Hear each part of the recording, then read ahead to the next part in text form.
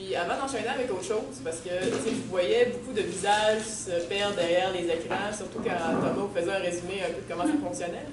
Puis je vous pointe pas du tout du doigt, c'est vrai que c'est très, très complexe, puis c'est le côté un peu moins glamour. Mais je voudrais savoir en fait qui de vous, comme vous intéresse à la politique, puis qui vous recherchez de l'information là-dessus, que pour vous c'est important de savoir comment ça fonctionne, qui sont les élus. C'est bon.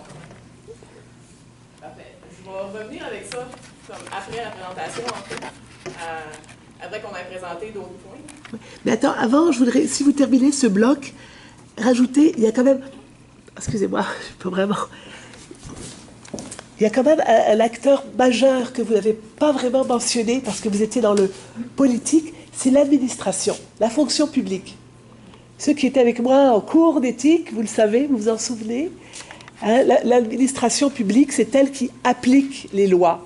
Et elle a un rôle souvent un peu invisible, mais très fort, et c'est pas pour rien que il y a des gouvernements qui ne s'entendent pas du tout avec leur fonction publique.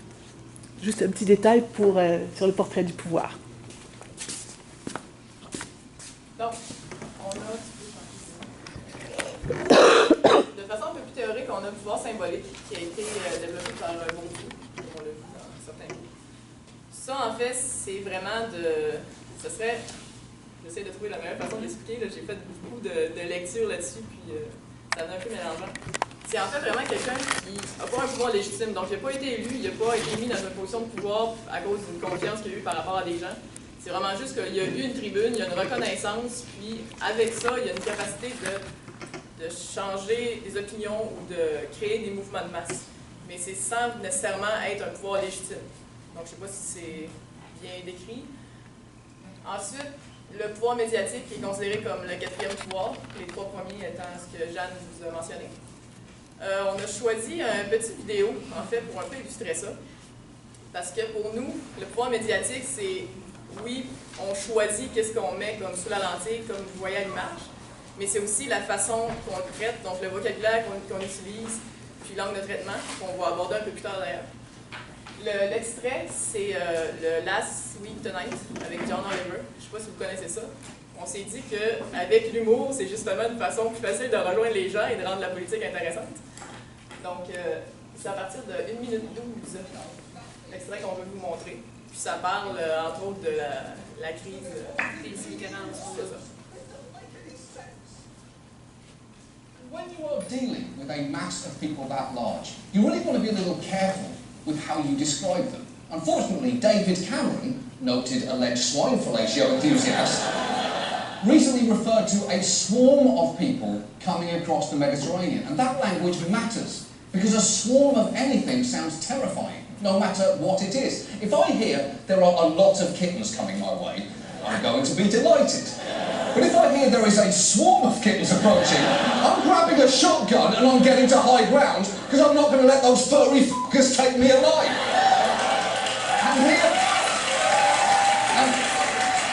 And here in the US, some in the media have chosen to reduce the migrant population to one simple stereotype. A new video surfaces online showing why some are worried Europe is opening its doors to potential terrorists.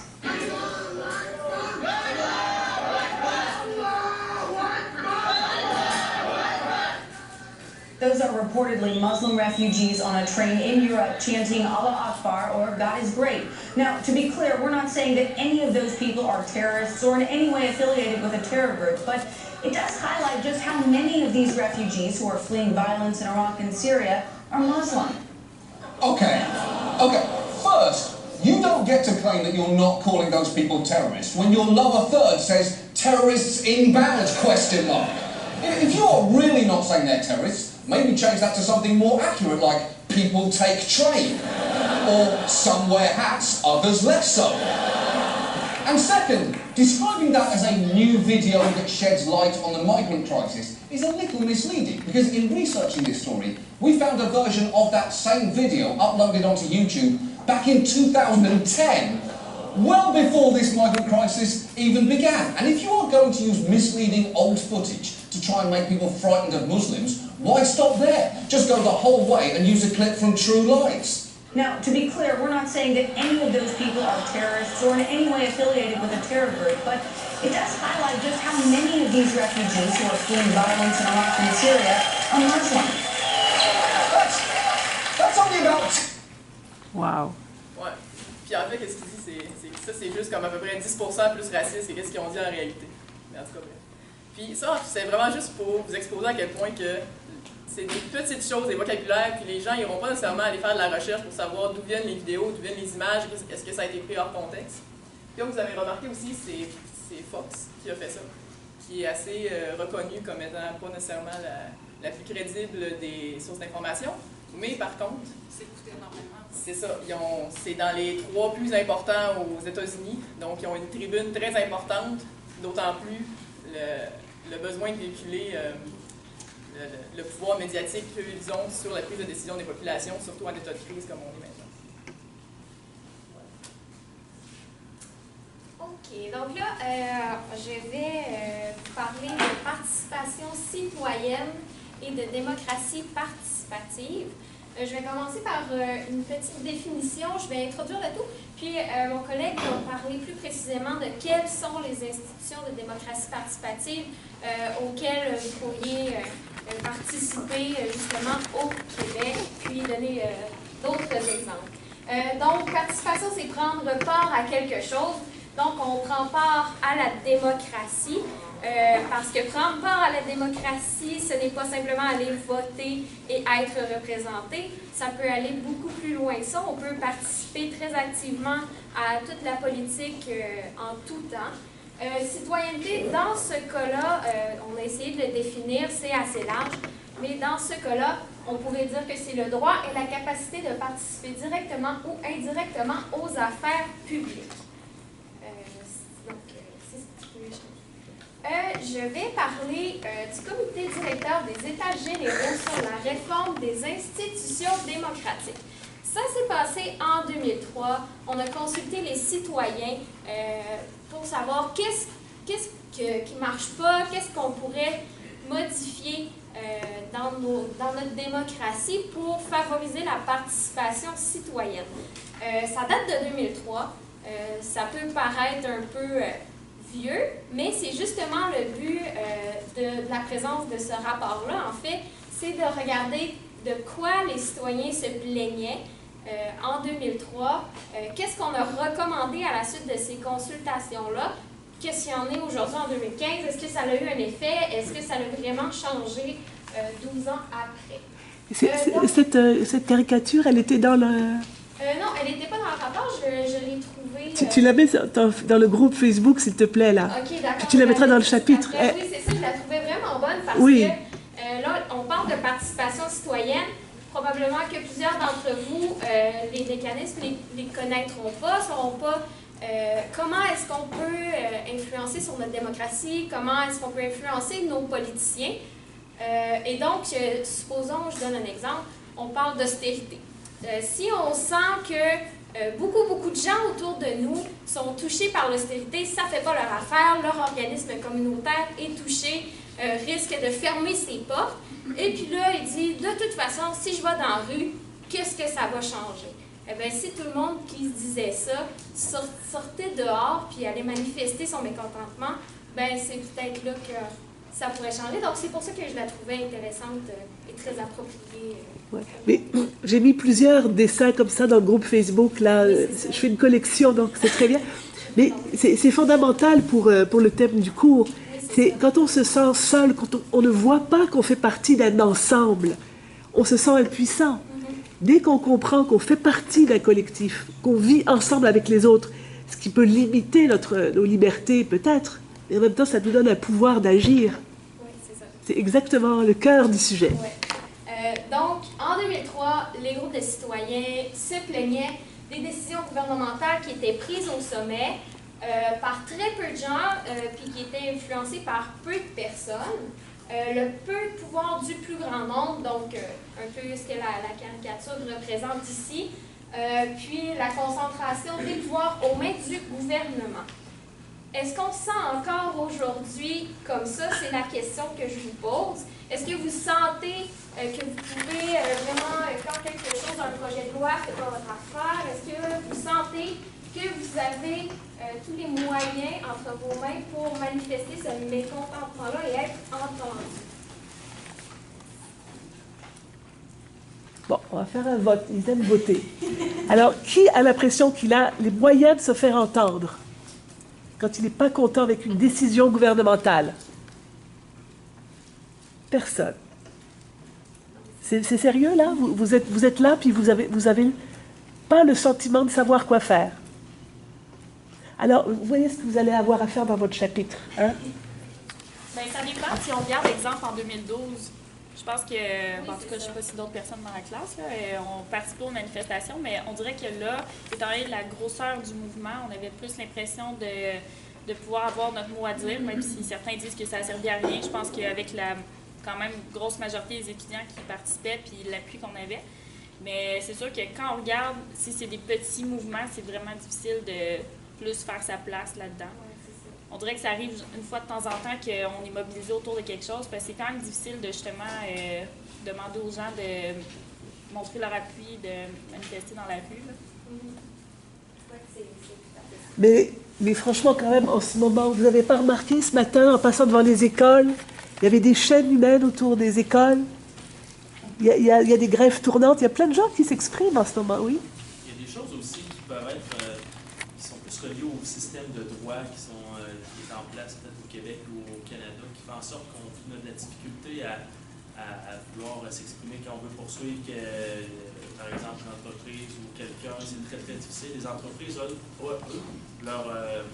quand ils poursuivent quelqu'un ou une autre entreprise, c'est déductible d'impôts, fait que c'est toutes des choses de même, pas nous. Fait que les autres, ils ont toujours, la plupart de toutes les poursuites qui se fait au Québec, c'est toujours des entreprises, des personnes, nous, ça coûte extrêmement cher. Fait qu'individuellement, c'est difficile de faire un pas, puis vraiment se faire entendre, changer quelque chose. Il faut tout le temps sortir d'un rue des casseroles, c'est qu'il avait déjà parlé dans un autre de vos cours, puis ça m'énerve d'être trop obligé tout le temps être des milliers, puis des milliers, puis des centaines de milliers pour essayer de faire de quoi. Individuellement, on est incapable. Donc toi, tu trouves que le droit devrait aider les citoyens à porter des causes, à exprimer leur désaccord par le système de droit? Oui, les petites créances, ces choses-là, aller poursuivre quelqu'un ou une entreprise, puis se présenter là, puis même si t'es pas très riche, bon ben nécessairement, tu sais, ça peut, quand le montant, disons que tu remportes ta cause, le montant qui t'est donné est inférieur à ce que ça va te coûter, fait qu'au bout du compte, il n'y a personne qui le fait, puis il y a que les entreprises, qui en plus, eux autres, c'est déductible d'impôts, fait que ils s'en permettent pas. Intéressant, oui. Puis un peu dans le même point, c'est pas compléter, mais c'est vraiment du fait que c'est finalement le nombre qui va changer si ça va passer ou non. T'sais, oui, si une majorité de la population pense telle chose, ben pourquoi pas sortir puis le dire oui, c'est quelque chose, mais encore là, individuellement, si on a quelque chose qui nous dérange puis qu'on veut faire, mais qu'on est en minorité, est-ce que ça va vraiment se faire entendre? C'est ça, c'est le nombre qui fait que des fois que ça va tout changer. Oui, ça c'est sûr. Est-ce qu'il y a quelqu'un d'autre qui... Non? Donc, on peut conclure que finalement, le mécontentement de ces citoyens-là en 2003 est toujours le même en 2015. Ça n'a pas évolué beaucoup. Puis, on a pu le voir justement avec des mouvements très importants comme le printemps 2012 ou ce qui est en train de se passer en ce moment avec l'austérité libérale. Là-dessus, on peut changer. Les recommandations de ce comité directeur-là à la suite des consultations, c'était entre autres, là, c'est celles que je trouvais les plus pertinentes, là, la révision du mode de scrutin. On vient d'en parler en détail, on connaît votre opinion à tous là-dessus. L'introduction des mécanismes d'initiative populaire, donc offrir la possibilité aux citoyens, justement, faciliter l'initiative populaire, la participation citoyenne. Non, c'est plus précis que ça.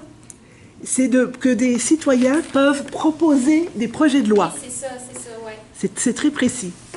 Et ça existe, ça a été implanté, ça, en Colombie-Britannique.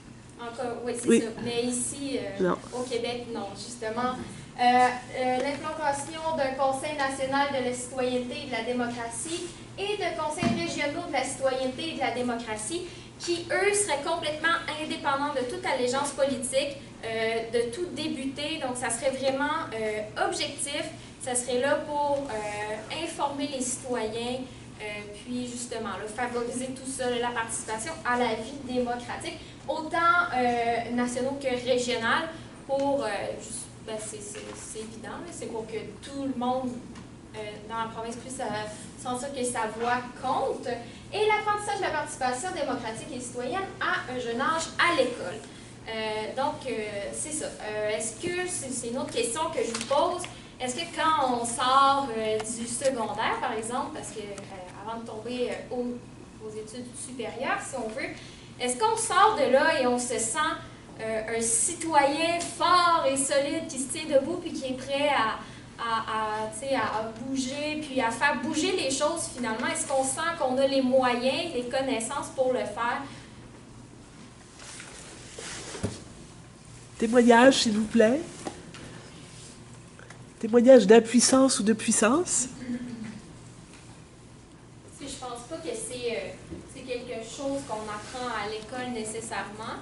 Donc là, il faudrait que ça soit dans le milieu familial qu'on l'apprenne, mais c'est pas, on n'a pas tous les mêmes milieux familiaux. Puis, donc c'est ça. Fait que quand on regarde tout ça, là, finalement, c'est que ce sont des recommandations, comme dans de nombreux rapports de toutes sortes de comités, là, qui ont été émises, mais qui n'ont pas été adoptées concrètement. Oui? La majorité des enjeux, quand on parle de politique, c'est souvent l'économique, puis d'ailleurs aussi tout le système politique, mais la plupart des gens, les personnes en âge de voter, 18, 19, puis ça prend un certain temps avant d'intégrer tous les rouages qui sont assez complexes dans les sciences économiques et politiques. Fait que la plupart des gens, quand les élections commencent, bien, ils se rendent compte que le thème central, ça va être l'économique, puis ils ne connaissent rien, puis c'est très difficile à comprendre. Puis après ça, le système politique, ben non seulement ils n'en ont pas nécessairement confiance, mais en plus, bon, ben, des fois, c'est assez difficile de se retrouver.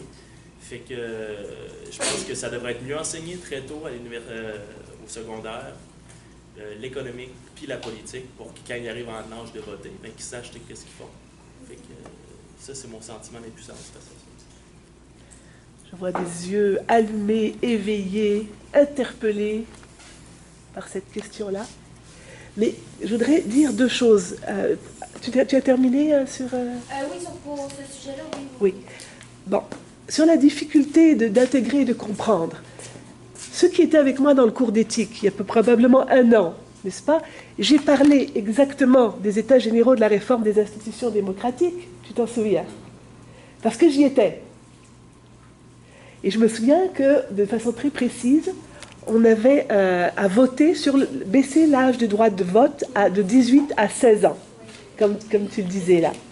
Et je vous signale aussi que c'est à la suite de ces événements-là que Michel Venn, qui était le directeur de l'information au devoir, a créé l'Institut du Nouveau Monde, qui a pour mandat justement de développer la participation, la conscience des enjeux démocratiques, etc. Thème, l'Institut du Nouveau Monde, dont on parlait dans le cours d'éthique. Il y avait même un exposé là-dessus. Bon. Alors, que je suis quand même... Il y a quelque chose de fascinant. Et moi, je vois mes enfants qui sont à l'école. C'est sûr qu'ils savent que j'adore la politique. Alors, ils aiment ça venir me parler de politique. On est d'accord. Mais je vois qu'il y a des enseignants qui essayent d'intéresser les jeunes à la politique. Donc, pour moi, c'est pas juste, contrairement à ce que tu dis, ben, pas contrairement, mais je veux dire, c'est pas juste une question d'éducation. Ou même contrairement à ça. Il y a vraiment une question de culture, et là je vous ramène encore au texte dont je vous avais parlé dans le cours que je vous ai fait au tout début de la session sur le discours de la servitude volontaire. Hein, et que le fait que de désintéresser les citoyens de la politique, c'est un avantage pour ceux qui sont au pouvoir. Je veux dire, c'est culturel, le fait que les gens ne soient pas politisés ou informés, ou qu'ils ont l'impression que c'est pas pour eux, etc. Ça avantage ceux qui, comme sont ta caricature, là, ceux qui sont au bout de la passerelle, ils sont là confortablement, tant que ceux qui sont à l'autre bout ne se rendent pas compte qu'ils peuvent bouger. Donc, si tu veux, pour moi, il y a un idéal d'éducation démocratique qu'on a quand on pense à notre idéal démocratique, mais la réalité politique fait en sorte qu'il y a une culture, un culte du pouvoir. Puis excusez-moi, quand j'ai vu tes photos des deux parlements avec la tour phallique, hein, ça en dit long, que les deux parlements et ce symbole-là, c'est le pouvoir, c'est pas le parlement pour donner la voix à tout le monde, c'est le centre du pouvoir, puisqu'il n'y a pas de palais présidentiel au Canada. Et donc, c'est un jeu ceux qui sont au pouvoir ne veulent pas forcément, autrement dit, que les gens réfléchissent et s'investissent en politique. Donc, il y a vraiment un enjeu complexe. La tour que vous parlez, il fallait que vous faites un lien avec... Le pouvoir. Les gens qui, les gens qui veulent le pouvoir. Les hommes. Hein? Les hommes. Ben ouais, c'est ça. C'est des hommes, bien souvent. Là, ça change un peu peut-être. Mais ce que je veux dire par là, c'est qu'il y a une élite qui a mis un peu la mainmise sur le pouvoir et votre indifférence à la politique, c'est pas forcément soit un problème individuel, soit un problème du système scolaire. Mais ça fait partie un peu de la culture et des enjeux politiques. Vous comprenez ce que je veux dire? Non? Pas grave. Un jour, vous comprendrez. Ok, tu peux... maintenant, on va parler un peu plus de vivre ensemble en regardant un petit peu la participation citoyenne des jeunes Québécois issus de l'immigration. Donc, quelques données, en fait, sur la participation démocratique des immigrants. La participation est moins fréquente chez les immigrants de première génération. Ça, peu importe le groupe d'âge, c'est toujours assez similaire. Les immigrants de première génération sont plus nombreux dans les organisations ethniques ou d'immigrants. On peut quand même comprendre ça, que quand on arrive à quelque part de nouveau, c'est assez difficile, premièrement, de comprendre le nouveau système démocratique dans lequel on se trouve, de tout comprendre cette politique-là, puis surtout de s'intégrer, puis de sentir qu'on a notre place dans ce système-là, puis que notre voix a de l'importance. Puis il y a un grand intérêt des jeunes issus de l'immigration pour la politique. Puis on disait que c'était surtout dans les problématiques internationales qu'ils s'intéressaient parce que ça les rejoint de beaucoup plus près, parce que soit qu'ils ont de la famille encore à l'international ou que c'est leur culture, ils viennent d'ailleurs, c'est normal. J'ai mis une photo de Justin Trudeau. Justin Trudeau, notre premier ministre dès le 4 novembre, lui est un fervent défendant du multiculturalisme. Il le célèbre abondamment. On le voit toujours dans des rassemblements ethniques vêtus avec des vêtements traditionnels, à danser et à célébrer le multiculturalisme. Donc, j'ai mis cette vidéo pour le bonheur de tous et de toutes. On peut regarder. Ça change hein, quand même de premier ministre. Exactement, hein, c'est assez différent. Donc, il festoie.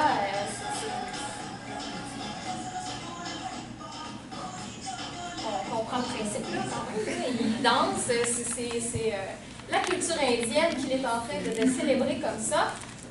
Donc, j'ai voulu le souligner un petit peu comme ça parce que peut-être que les immigrants vont sentir qu'ils ont plus leur place un petit peu au sein du système démocratique, puis que ça va les inciter à participer davantage en voyant que le premier ministre, pour lui, leur voix compte autant que celle des autres. Sur la prochaine diapo, il y a quelques petites citations que j'ai vues dans ce rapport-là du Conseil permanent de la jeunesse.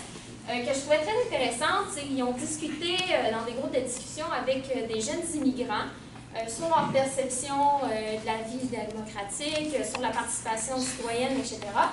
Et donc, il y en a deux que j'ai mis qui sont très intéressantes. La première, c'est « Chaque personne doit participer à l'évolution de la société ». C'est sûr que pour nous autres, les immigrants, une participation citoyenne dans notre société d'accueil, ça fait partie peut-être de notre intégration aussi. Donc, c'est ça. Mais peut-être qu'eux, ils ne sentent pas tous qu'ils peuvent le faire, de quelle façon ils peuvent le faire, parce que quand on arrive, comme je disais, on ne comprend pas tout de suite de la vie politique. Puis une autre, pour les immigrants, on voit la problématique d'intégration. Problème qui s'ajoute bien sûr au problème de la pauvreté, parce que les nouveaux immigrants ont toujours cette problématique-là, surtout ceux qui sortent du statut de réfugié. Et ils manquent d'informations sur leurs droits, comme je disais. Donc, c'est vraiment la façon dont ils perçoivent tout ça, la vie démocratique. La prochaine diapo montre en fait les obstacles perçus à la participation, les conditions socio-économiques précaires, la méconnaissance des règles du jeu, le manque d'information, la méfiance par rapport aux jeunes. Donc, quand tu es jeune, tu veux t'impliquer, mais qu'en plus, tu es issu de l'immigration, ben là, on pense que c'est encore plus difficile et qu'on ne sera pas nécessairement les bienvenus. Puis, le manque de modèle, le fossé culturel. Donc, il y en avait 14 en tout, là, j'en ai une petite sélection. Puis, on voit 2 politiciens québécois d'origine ethnique, Amir Kadir, qui est né en Iran, qui a immigré ici avec sa famille à l'âge de 10 ans, qui est pour le Parti de Québec solidaire. Donc, il y en a quand même plusieurs, des politiciens qui sont d'origine ethnique. Il y a Fatima Ouda-Pépin, libérale, qui là, elle n'est plus députée en ce moment, mais qui est marocaine, puis qui est venue ici compléter ses études universitaires, qui fait de la politique aujourd'hui. Ça ressemble à ça pour moi. Alors, bonjour tout le monde. Moi, dans le fond, ma partie, après avoir dressé un petit peu une description de ce qu'était la participation, la démocratie participative et en avoir fait une introduction, moi, je vous donne des exemples concrets de ce qui se passe chez nous et ailleurs, dans ce qui est justement la mise sur pied d'organisation de démocratie participative.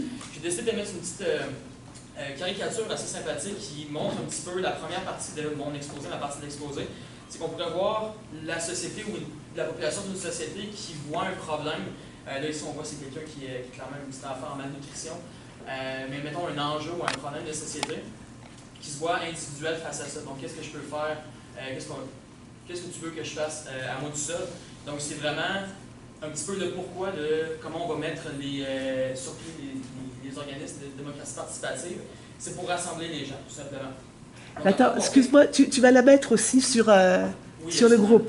Et puis ça me fait penser que dans le fond, peut-être comme couverture du livre, ce serait ça qu'il faudrait mettre, ce genre de caricature. Parfait. En fait, j'en ai une autre aussi là, qui est un petit peu juste ici. Donc, je vais la mettre également aussi. Vous l'avez probablement vu passer peut-être sur les réseaux sociaux, peut-être durant la campagne électorale, je ne sais pas. Donc, finalement, après avoir fait quelques petites recherches sur 2 études qui sont sorties, qui ont été conduites par la Fondation Jean-Charles Bonenfant sur le désintérêt des citoyens envers la politique. C'est sorti en mai 2010 et en mai 2014. Dans le fond, c'est au Québec. J'ai été capable d'identifier 3 éléments principaux, 3 avenues principales, des lacunes un petit peu qui sont causées par comment marche notre système politique, tout simplement. Donc, le désintérêt. De plus en plus de gens vont venir à penser que le pouvoir politique qu'on peut poser va se limiter au vote, puis entre les périodes électorales, entre leur exercice du droit de vote, vont se désintéresser à la politique. Puis même encore là, j'ai quelques chiffres que vous connaissez peut-être un petit peu. C'est les chiffres des taux de participation, en fait, des 3 dernières élections provinciales au Québec. Donc, on va avoir 57% en 2008, donc c'est un taux quand même très, très bas. Amélioration à presque 75% en 2012 et 71% en 2014. Donc, on voit quand même un paradoxe assez poussé entre le fait que nous, dans notre société, il y a un solide 30% des gens qui n'exercent pas leur droit de vote, alors que dans beaucoup de sociétés, c'était encore plus vrai avant, mais dans beaucoup de sociétés, des gens vont se battre toute leur vie seulement pour pouvoir voter. Donc, c'est vraiment le paradoxe que j'ai été capable d'aller chercher. Sinon, le cynisme. Si je peux donner un exemple quand même d'actualité de cynisme, puis je ne prends pas position, je fais juste proposer cet exemple-là. Les coupes budgétaires du gouvernement Couillard dans l'éducation, puis tous les gens qui vont rechercher ce qu'il avait dit durant la période électorale, sa campagne électorale, quand il disait justement que l'éducation allait être au milieu de ses priorités. Des choses comme ça, puis là c'est juste un exemple, dans le fond, ça vient créer beaucoup de cynisme chez les gens, puis encore une fois, du désintérêt. Finalement, le sentiment d'impuissance et d'individualité, ça ramène aux 2 caricatures un peu que j'ai ici.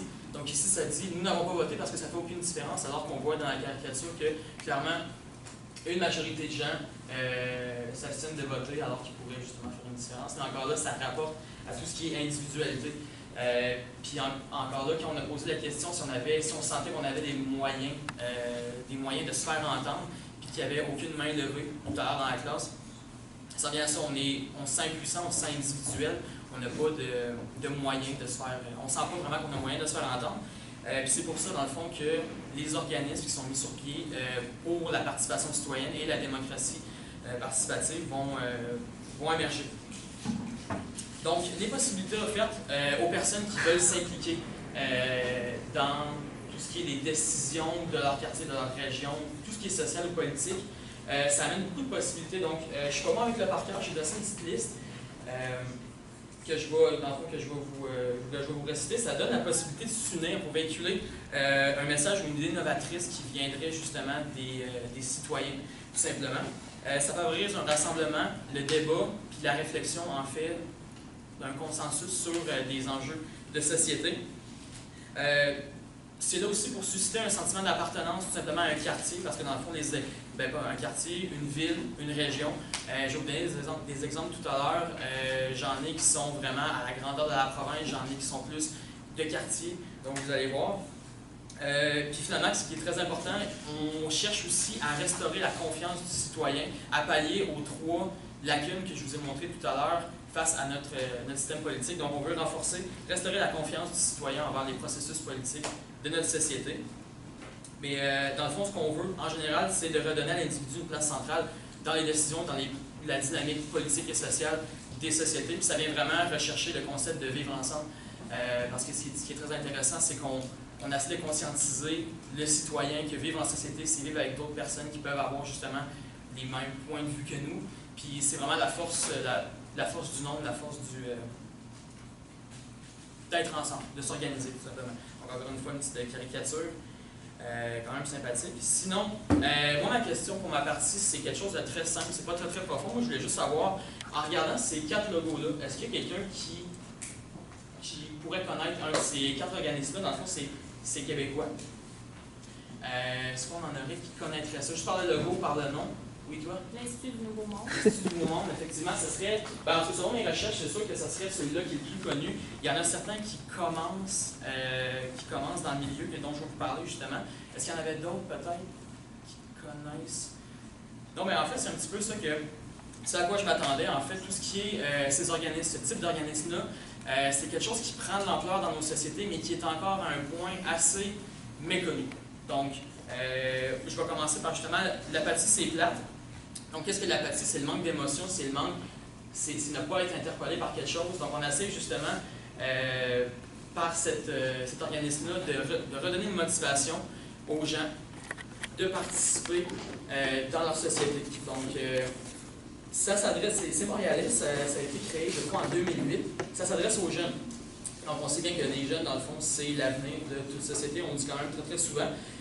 Puis, on essaie d'adopter un angle justement technologique. On utilise l'art et la technologie, donc les jeunes connaissent déjà tout ce qui est technologique, pour monter des projets web, des projets de télévisuels, audiovisuels, pour conscientiser la population à des problèmes sociaux ou politiques, puis établir un dialogue aussi assez dynamique avec les partis politiques.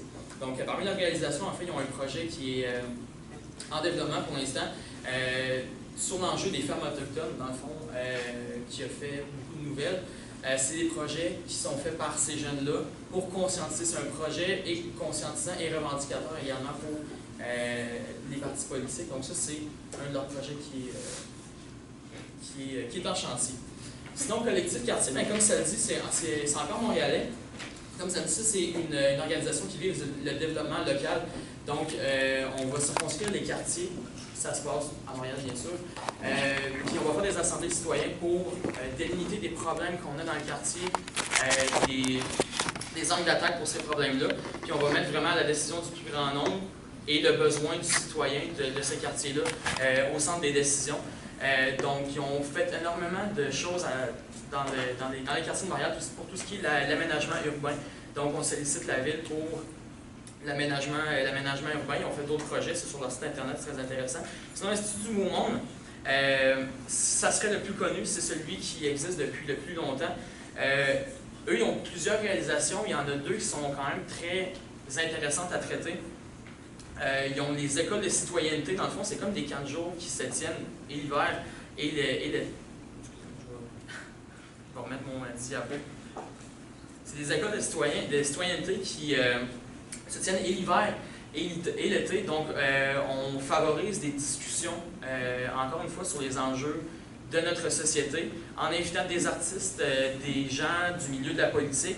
Donc, au lieu de se familiariser avec la politique, avec des cours magistraux, comme souvent on a eu à l'école, qui sont un petit peu assommants, on essaie de rendre le tout dynamique pour les jeunes, encore une fois, parce que c'est vraiment eux autres qu'on doit toucher. Encore une fois, c'est l'avenir de nos sociétés. Donc, c'est vraiment là-dessus. Sinon, il offre des possibilités.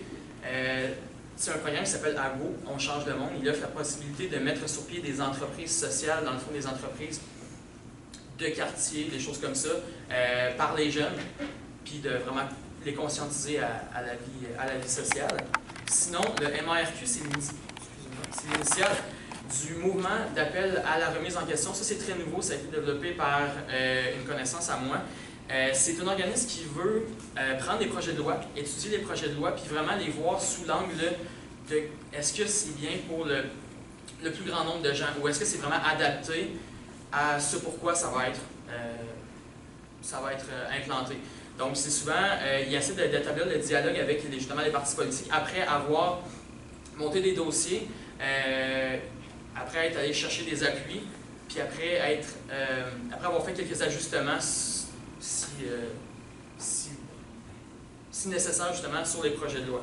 Donc ça serait les 4 principales dans le fond que je voulais traiter au Québec. Sinon, il faudrait que le dernier, là, tu mets-le dans le groupe Facebook. Également, oui.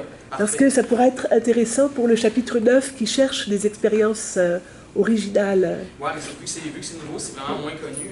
Je ne m'attendais pas à ce que personne justement connaisse celle-là, parce que leur programme est en construction, justement, ils vont commencer à faire des projets d'ici cet hiver. Mais je vais le mettre, dans le fond, je vais mettre le lien également de leur site ou de leur page. Oui. Et puis tout ça, ce sont évidemment des organismes de la société civile. Oui, exactement. C'est des organismes de la société civile.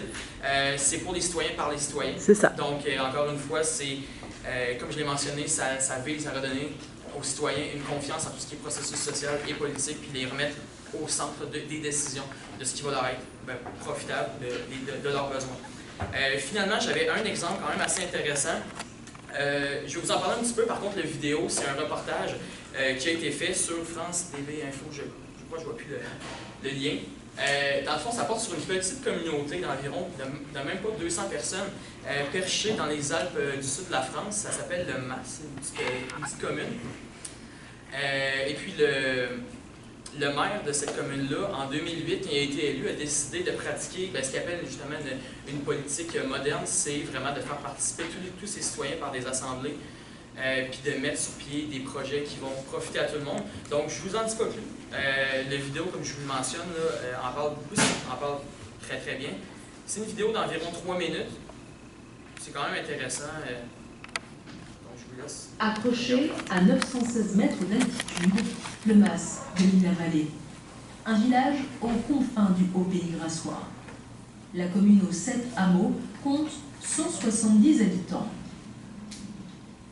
Donc aujourd'hui, nous avons 3, 4, 5 délibérations. Fabrice Lachenmeyer est le maire du Mas depuis 2008. Le conseil municipal est toujours animé. Ici, les administrés prennent volontiers la parole. Moi, je propose une chose. Si les gens sont d'accord entre eux, sûrement on a un accès libre là, moi je mets mon camion à disposition. Et sans chercher 10 tonnes de compost. La voie de la démocratie participative, ou quand les citoyens sont associés à l'action publique, des discussions qui se transforment en projets, comme ce parking couvert pour protéger les véhicules de la neige qui tombent ici en abondance. C'est pas qu'un concept, nous on le met en pratique, et notre pratique, c'est de partager, d'écouter, de construire ensemble. C'est une façon de faire de la politique moderne, je pense, et puis une politique qui est efficace. Et quand les habitants se mêlent de la politique locale, cela donne un terrain de boule, flambant neuf. Une cloche électrifiée. Entendre à nouveau le son qui a bercé sa jeunesse. Lucienne Solomas, 87 ans, la doyenne du village en rêvait. Le conseil municipal l'a fait. Ça me rappelle quand on entendait sonner les cloches, qu'il y avait beaucoup de monde, on avait des parents, des amis, enfin, on était nombreux maintenant, il y en a presque plus. Alors quand on entend les cloches, on a l'impression de revoir un petit peu les anciens. Allez Zalfa, on pointe. Ce terrain de boule construit à l'entrée du village est devenu un lieu de rassemblement festif. Le jeu de boules, c'est important. Parce que ça peut retirer un peu de monde. Il y a la jeunesse, il y a les personnes âgées, tout le monde y joue. Voilà. Il y a encore 2 ans, le hameau le plus reculé du village était privé d'eau courante. Un système obsolète de canalisation prélevait directement l'eau de la source. L'arrivée d'une nouvelle équipe municipale a tout changé. Enfin, de l'eau au robinet, une réalisation de plus d'1 million d'euros. Pierre Patry est à l'origine du projet le plus ambitieux de la commune. Vous êtes arrivé, vous avez commencé à étudier la question d'une façon plus sérieuse, et puis nous en sommes arrivés maintenant à avoir de l'eau potable à l'eau robinet. Ça représente un investissement, mais surtout des emprunts qui vont courir pendant plus de 20 ans pour la commune. Donc c'était un choix aussi que de dire ce projet-là sera prioritaire parce que les Massois sont venus en nombre le porter. Une commune où le collectif l'emporte. Le projet dont tout le monde rêve en ce moment, c'est une salle polyvalente. André Gentil met ses talents de dessinateur au service de tous. La participation du public, elle est énorme ici. On s'assoit, on mange pas, on monte au cimetière simplement, on discute, on dit tiens, qu'est-ce qui manque là? Tiens, il y a ça, après ça, attends, on lui en parle. Et toi, tu es OK, si on faisait ça, plus que OK. Et voilà l'histoire, ça commence toujours comme ça ici. Reste le nerf de la guerre, l'argent. Et là, le maire joue pleinement son rôle. Monter des dossiers, solliciter des fonds nationaux et européens, c'est sa partie.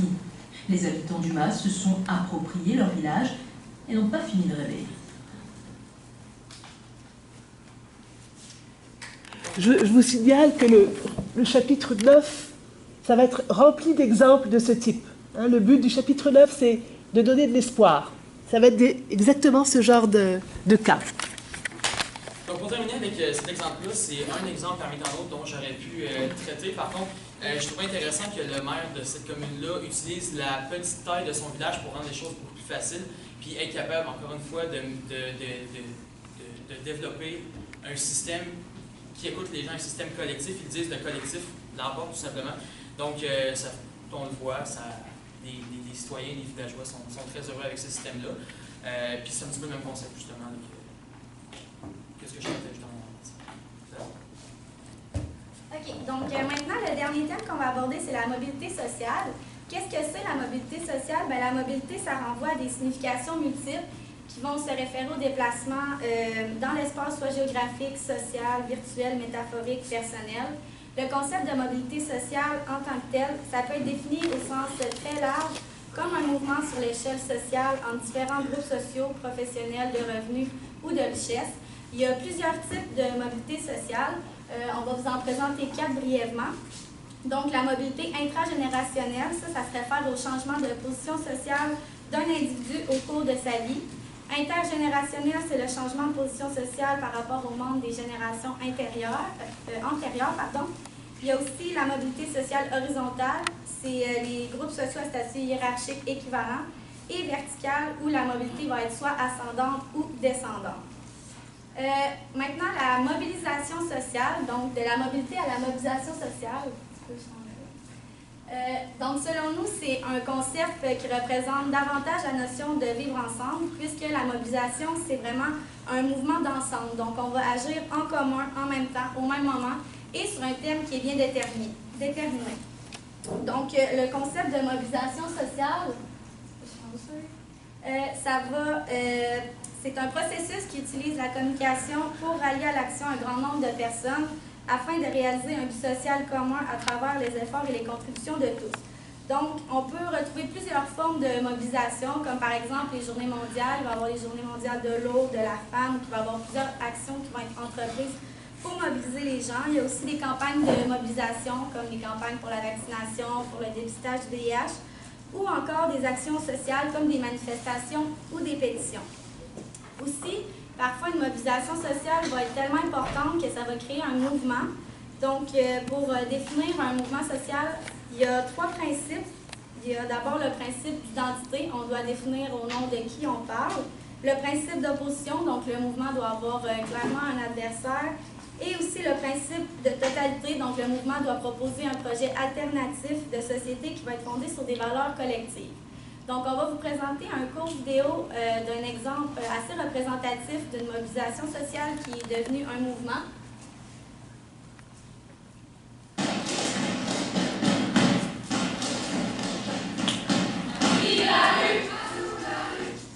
Alors donc, à l'automne 2012 et à chacune des 4 années suivantes, les droits annuels de scolarité augmenteront de 325 $. Au terme de ce rattrapage progressif, il totalisera 1 625 $ en 2017. La grève générale, on se dit, on la fera pas par plaisir. On va être l'étincelle qui va redonner aux mouvements sociaux le courage, la combativité nécessaire pour faire un changement qualitatif. Pour réaliser que c'est pas juste d'entendre ça de l'Afrique, en fait, de moi, je veux, mais c'est contre le système au complet.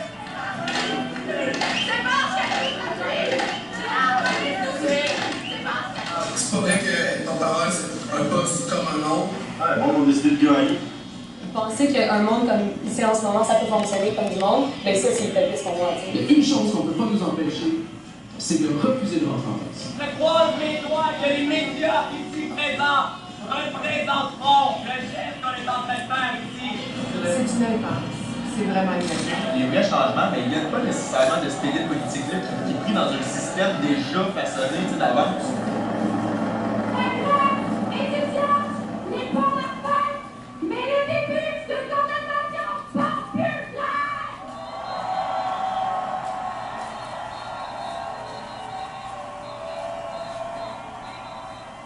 Donc, est-ce que vous pensez que la mobilisation sociale peut avoir un impact sur les pouvoirs qui sont en place? Est-ce que vous pensez que ça peut vraiment changer quelque chose? Je pense que oui, la mobilisation sociale peut avoir des impacts politiques, peu importe.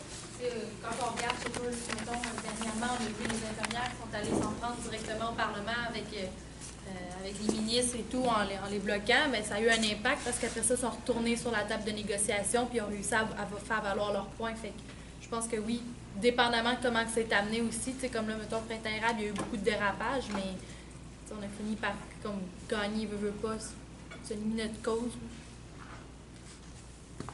Moi, je pense que oui, parce que des manifestations et des mouvements comme ça n'aura pas d'être médiatisé par la suite comme un événement en tant que tel. Puis tout ce qui se passe dans les médias, si les gouvernements ou peu importe qui est au pouvoir ne répondent pas à ça, mais les gens vont avoir l'impression qu'ils détournent un problème ou ils ignorent ce qui est vraiment important pour le peuple. Puis s'ils ignorent ce qui est important pour le peuple, il n'y a pas de raison qu'ils soient mis au pouvoir. Fait qu'il risque d'avoir un retournement de situation.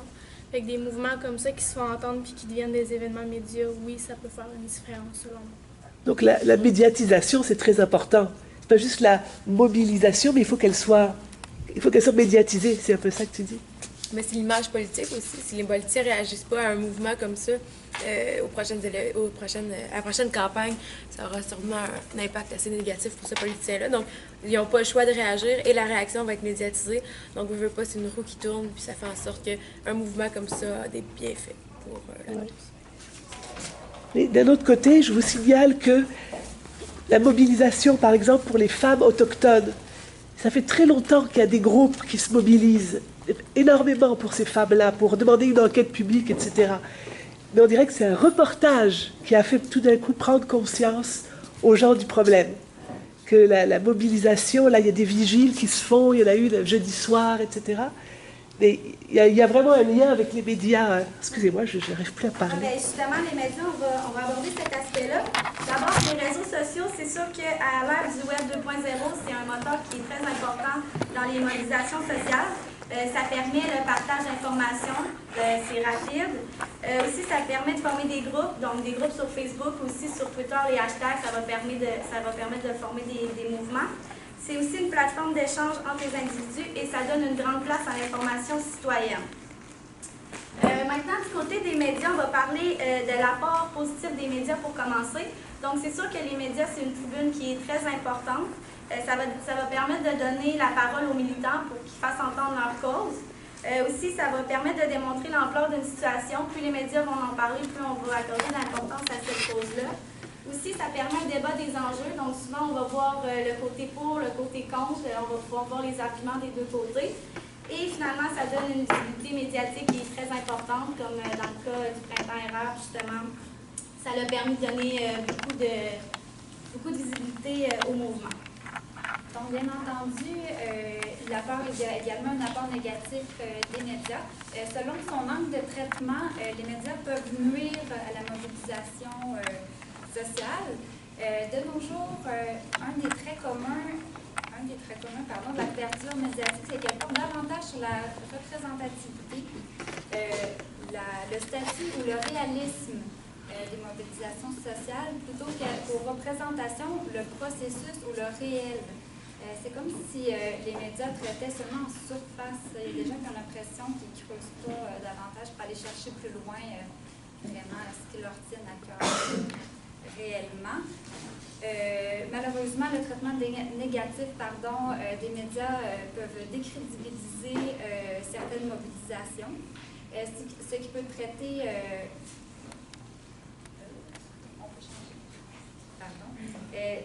peut créer une division.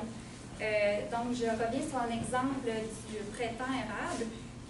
Il y a des journalistes qui ont été accusés d'avoir des biais journalistiques défavorables envers les étudiants, ce qui a malheureusement entraîné des agressions sur certains journalistes. Il y a plusieurs exemples, mais entre autres, il y a le journaliste Jean-Simon Buis du FM 93 qui a affirmé avoir été plaqué à plusieurs reprises contre un mur par un étudiant, ainsi que son collègue Patrick Bégin de la même station a reçu une tasse de café en plein visage d'un étudiant aussi. Donc ça peut créer une division entre les parties. Donc en parlant du FM 93, qu'on considère qu'on appelle comme une radio poubelle, on croit qu'elle se distingue par sa forme radiophonique avec l'existence des lignes ouvertes, donc tout le monde peut téléphoner, dire son opinion. Mais par contre, son discours est considéré comme étant hargneux et diffamatoire. Mais qu'est-ce qui retient notre attention, c'est sa capacité à pouvoir mobiliser un certain segment de la population. Donc, il y a un exemple encore de 2012. La non-participation des cégeps du Québec au mouvement étudiant est considérée comme un exemple de l'influence de ce type de radio. Je ne sais pas s'il y a des gens qui sont en accord avec le fait que ce type de radio-là a une grande influence sur la mobilisation sociale. Des jeunes. Des jeunes. C'est une question très importante à Québec. J'aimerais ça vous entendre. Est-ce qu'il y en a qui vous écoutez le FM 93? Certains? Non? Non? Non? Oui? Ça peut arriver. Mais est-ce que vous entendez, vous avez l'impression qu'ils sont capables de mobiliser, ou dans ton cas, de démobiliser des gens? Je pense qu'il y a des gens qui pensent déjà comme ça, qui vont aller les écouter. Je suis un peu dans ce sens-là aussi. C'est comme déjà des personnes qui ont des opinions, puis là, ils vont se rallier à une proposition de l'animateur de radio. Mais s'ils n'iraient pas dans le même sens, je suis pas sûre que ce seraient des personnes qui veulent avoir des opinions des deux côtés qui écouteraient ce genre de radio-là. Parce qu'ils savent qu'ils ont probablement une opinion plus tranchée sur un sujet ou... Fait que s'ils ne sont pas partisans, pourquoi ils iraient écouter? Ouais.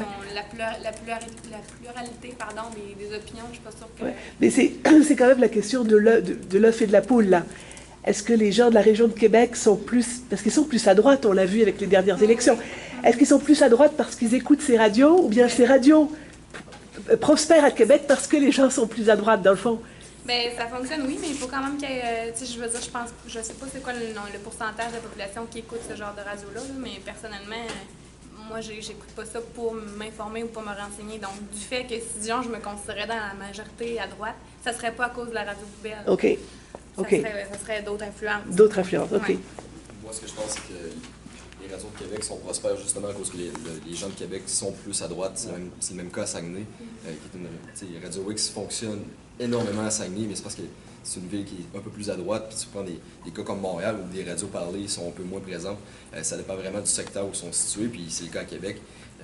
Puis selon ce que je pense, c'est que sont énormément écoutés à cause que, comme la ville de Québec est vraiment une ville plus à droite. OK. C'est ça. À une tradition Ouais, populiste, c'est une tradition. etc., Ouais. puis plus conservatrice, puis Exactement. donc les On peut radios... aller dans ce sens-là, ouais. À la grande stupéfaction du reste du monde, Québec est comme ça. Est-ce qu'il y a quelqu'un d'autre qui veut parler de ces radios C'est juste au Québec que ça marche, ces radios-là aussi. Oui, c'est ça. Ils ont essayé à Montréal, ça n'a pas marché. Puis ils s'adressent aussi, tu sais, là, Radio X puis Rock 100.9, là, leur créneau, c'est vraiment, tu sais, ils disent dans leur slogan, c'est la radio du monde qui travaille. Puis c'est vraiment, je pense qu'ils... Ce qu'ils veulent faire, ils le font bien, puis ils réussissent là-dedans. Mais malheureusement, c'est peut-être pas... Ça ne rejoint pas peut-être tout le monde. C'est du fait que leur discours, justement, soit orienté vers un certain public aussi. Là. Ouais.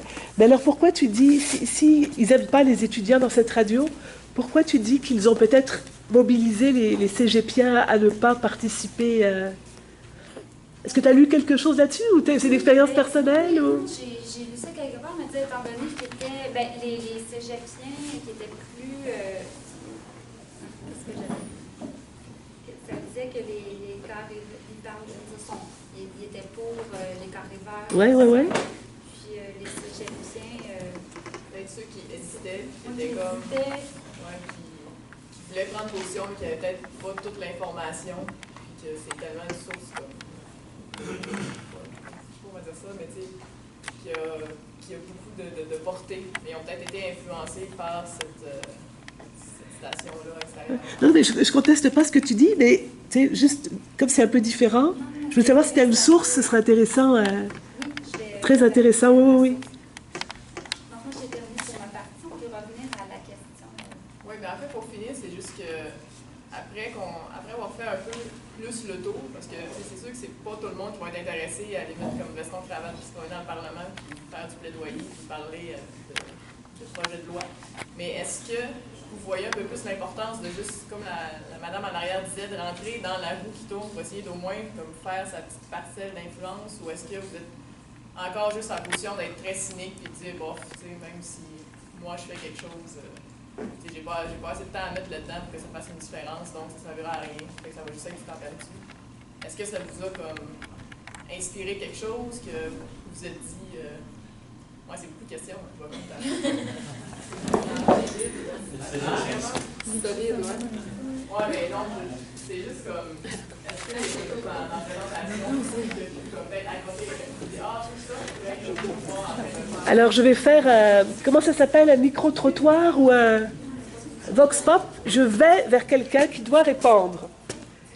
Est-ce que tu comprends mieux? J'ai été déboussolée par le plancher qui... j'ai même pas entendu. J'étais trop comme, mon Dieu, qu'est-ce qui se passe? Je vais mourir ici.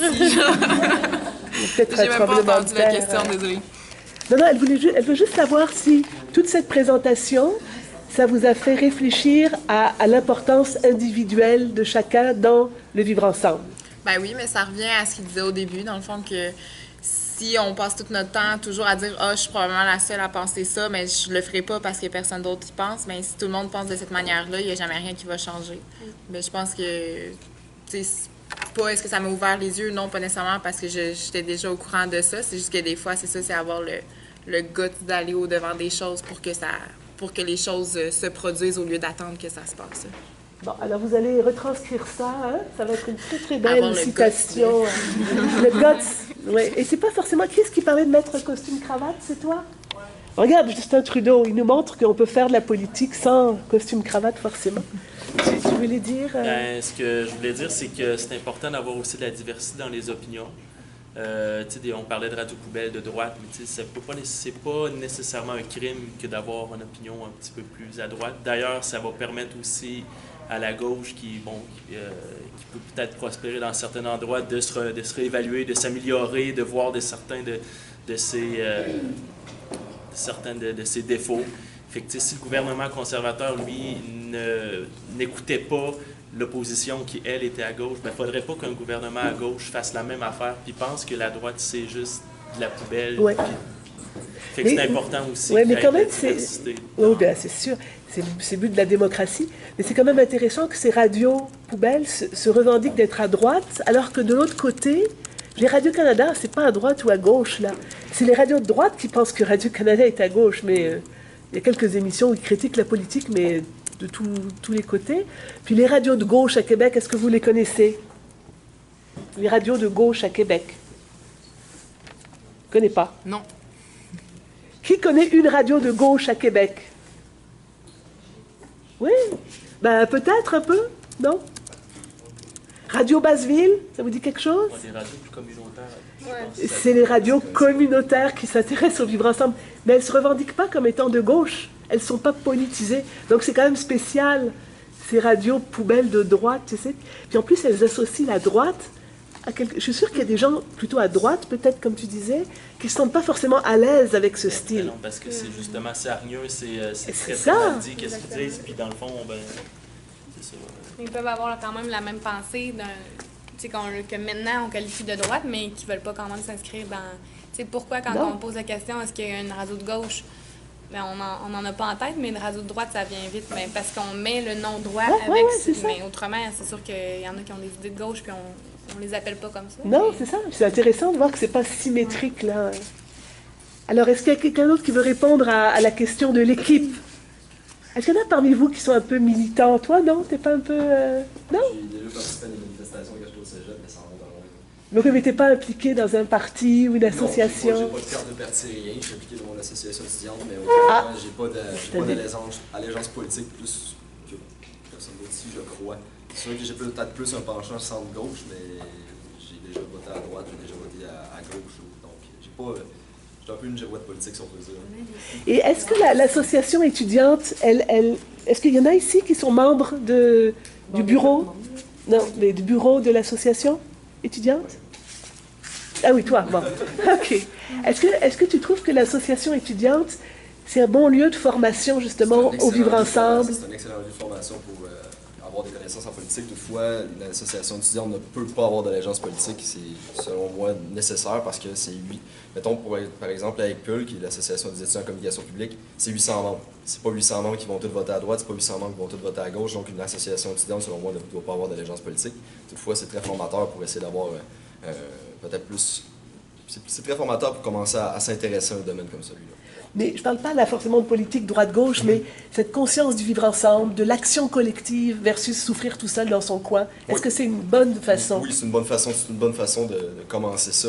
C'est une bonne façon. Par exemple, pour quelqu'un qui est dans une association étudiante, va commencer à avoir, comment je peux dire ça, l'intérêt de porter plus vers les autres parce qu'il faut qu'il représente ses membres. Donc, ça va être un peu... ça va apprendre aux gens à vivre ensemble puis à faire passer son prochain avant de se faire passer soi-même. Parce qu'on représente des étudiants avant de se représenter soi-même. Donc, c'est ça. Très intéressant.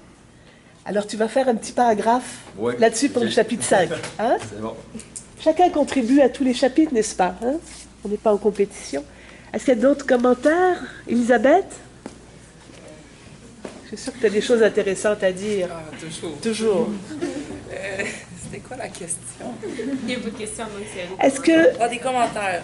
Des commentaires sur est-ce que tu vois le lien entre la démocratie participative et le vivre ensemble? Comment ce qu'ils nous ont présenté... Non, vas-y. C'est certain. Go. Ben voilà. Explique. Ah, okay. On va mettre la vidéo dans ton entrevue dans le chapitre. Ah, nice. Non, t'as pas d'idée. Bon, ah, oui, je ne veux pas t'embarrasser. Voilà, c'est tout. OK. Oui. Bon. Alors, je vous laisse avoir le mot de la fin. Vous, dites... Alors, par exemple, vous, est-ce que d'avoir fait l'exposé, ça vous a fait bouger sur certaines choses? Ou non? Vous étiez déjà convaincu de tout? Ben, c'est certain que ça te donne une autre perspective parce que tu vois que, comme certaines organisations que Maxence a avancées, je ne savais pas du tout que ça existait. Mais je sais qu'il y a plus de moyens que le monde pense de secouer un peu le cocotier dans les structures étatiques. J'ai une tante qui est dans le mouvement syndicaux et tout ça, mais avec le protecteur du citoyen également, toutes ces affaires-là, les plaintes, tout ça, je sais comment un petit peu ça fonctionne. Donc le monde, des fois, il dit « non, ils ne m'écouteront pas de toute façon », pas nécessairement. Il y a toujours quelqu'un, des fois, là-bas pour écouter, puis des fois, il y a le bras assez long pour que ça se rende jusqu'au bureau du premier ministre ou du ministre en question. Puis, comme monsieur disait, moi, en 2012, j'ai été représentant étudiant, mais pendant la grève étudiante, puis c'était assez particulier comme exercice parce que moi, mon cégep, on était divisé en deux. On a voté 2 fois pour la grève, c'était quasiment 50-50 à chaque fois. Fait que quand on arrêtait la grève, là, on était dans un cégep, je disais qu'il était en guerre froide, là, parce qu'il il y avait le bord de celui qui était pour la grève qui aurait voulu rester, puis celui qui était contre. Puis quand tu es représentant étudiant, OK, oui, tu as un mandat de grève, mais en même temps, tu veux que tout le monde revive ensemble, justement. Fait qu'on a créé l'initiative des carrés blancs. Donc, drapeau blanc, là, que la trêve est fière. On fait une trêve, fait que... Mais voilà un bel exemple pour le livre. Il faut absolument que tu racontes ça dans le chapitre. OK. Parce que pardon, l'enjeu du vivre ensemble, c'est ça. On n'est pas d'accord, on s'affronte, on discute. Des fois, ça peut aller loin à des gestes d'intimidation, etc. Comment on fait pour se rapprocher, pour retrouver le vivre ensemble? Là, tu viens de dire, on a trouvé les carrés blancs. On a réappris à se parler. On voit aussi un exemple aussi avec quand on a commémoré l'attentat d'Ottawa. Stephen Harper, il était supposé être tout seul, mais il a invité Justin Trudeau pour tous les deux, ensemble, à émettre la couronne de laurier pour souligner le décès du militaire. C'est quand même une belle image, là, que malgré la division politique qu'il y a entre ces deux hommes-là, la position qu'ils occupent, ça vaut plus. Puis l'événement qu'ils soulignent, c'est plus important que leur querelle. Oui, il y a des gestes à faire qui sont possibles. C'est ça qu'on cherche dans le livre. Donc, tous les exemples que vous pouvez avoir là. Moi, j'avais déjà commencé quelque chose, sauf que moi, je l'ai pris comme complètement d'une autre façon. J'avais déjà fait du plaidoyer, puis j'étais déjà comme au sein d'organisations, puis ça me parlait pas trop. Puis en fait, j'ai ouvert un commerce à Limoilou, puis ça a passé dans le fil, en fait, la poinquisserie. C'est moi et un de mes amis qui a ça.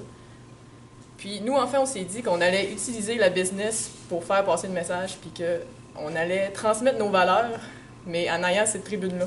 Parce que, tu sais, il n'y a pas un journaliste qui va venir me voir et dire « Ah, ben, tu sais, toi, Sophie, parle-moi de tes valeurs. » Sauf qu'en étant propriétaire d'entreprise, ben, on rejoint des gens, puis là, ils vont s'intéresser parce qu'on fait un projet différent.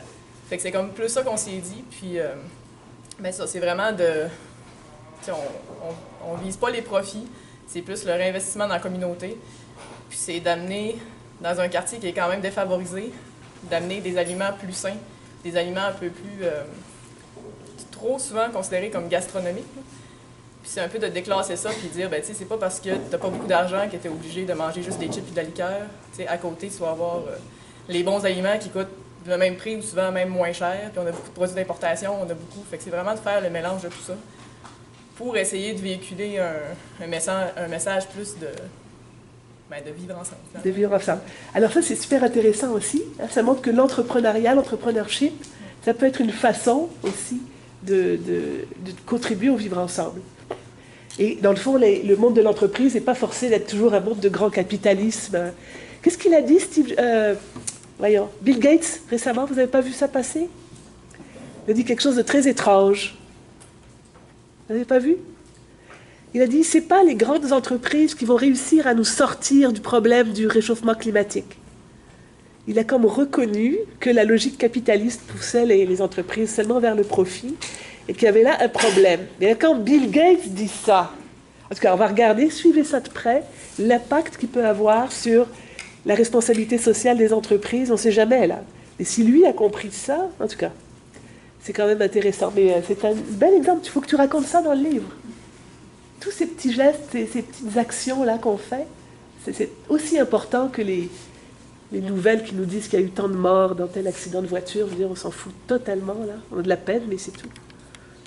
Est-ce qu'il y avait autre chose? Dernier commentaire. Les démocrates, en herbe que vous êtes. Bon, ben là, on va arrêter.